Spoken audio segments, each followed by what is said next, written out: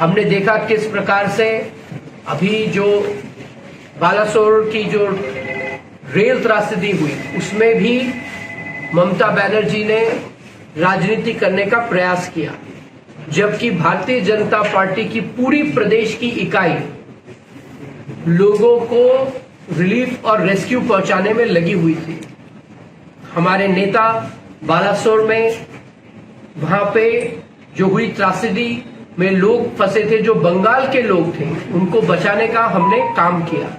जिलों में हमारी हेल्पलाइंस चल रही हैं, उस हेल्पलाइन के माध्यम से लोगों को उनके परिवार से जोड़ने का काम किया जा रहा है।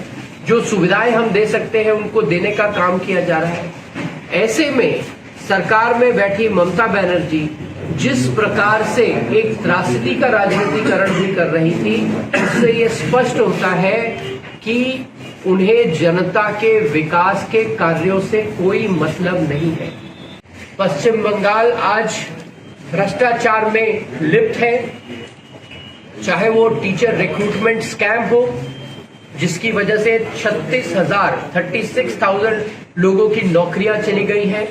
इन लोगों ने पहले टीएमसी के नेताओं को भ्रष्टाचार के चलते बड़ी रकम दी और गलत तरीके से भर्ती पाई।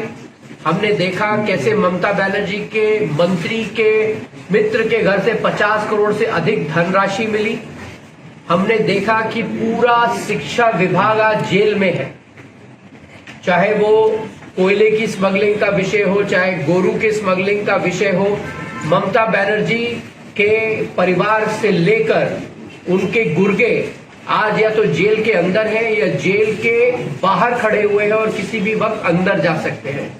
अनुब्रत मंडल जैसे गुंडे जिन्हें ममता बनर्जी का संरक्षण प्राप्त था, जिन्हें ममता बनर्जी अपनी गाड़ी में लेके घूमती थी, आज वो जेल में है। ममता बनर्जी का खुद का नेफ्यू सीबीआई और ईडी के इन्वेस्टिगेशन के दायरे में है। कब जेल जाएंगे ये वक्त ही बताएगा, लेकिन जो एविडेंसेस है, जो भ्रष्टाचार के जो तार है, वो सीधा ममता बनर्जी के परिवार और उन तक स्वयं सीधा पहुंचते हैं। बतौर मुख्यमंत्री ममता बनर्जी अपने आप को इन भ्रष्टाचार के मुद्दों से, इन भ्रष्टाचार के प्रकरणों से अलग नहीं कर सकती है। कि बंगाल की सरकार और ममता बनर्जी जिस प्रकार का उनको प्रयास करना चाहिए, जिस तरीके का इन्वेस्टमेंट प्रदेश के विकास के लिए किया जाना चाहिए, वो नहीं किया गया है। और आज बंगाल पूरे देश में पर कैपिटल इन्वेस्टमेंट के मापदंड में सबसे नीचे है। इसका मतलब ये है कि शिक्षा, स्वास्थ्य, इंफ्रास्ट्रक्चर, जिसमें सड़कें, एयरपोर्ट, ऐसे तमाम सुविधाएं होती हैं, उस पे जिस प्रकार का लागत लगना चाहिए, जिस प्रकार की इन्वेस्टमेंट होनी चाहिए, वो ममता बनर्जी की सरकार ने नहीं किया है।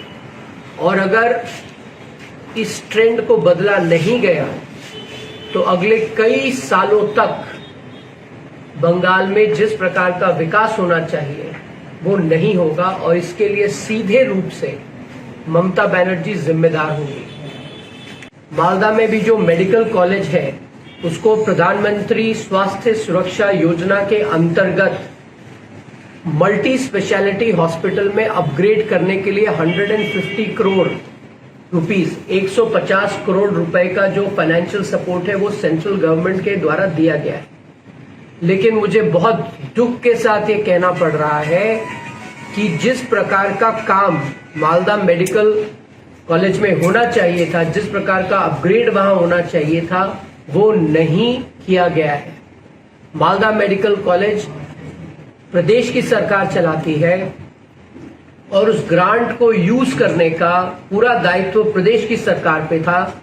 ममता बनर्जी हेल्थ मिनिस्टर हैं और उन्होंने मालदा की जनता को जो अपग्रेडेड हेल्थ फैसिलिटी यहां मालदा में देनी चाहिए थी वो नहीं दी है। इस प्रेस कॉन्फ्रेंस के बाद मैं मालदा मेडिकल कॉलेज भी जाऊंगा और वहां पे जो काम हुआ या नहीं हुआ उसका एक तरीके से रिव्यू भी करूंगा।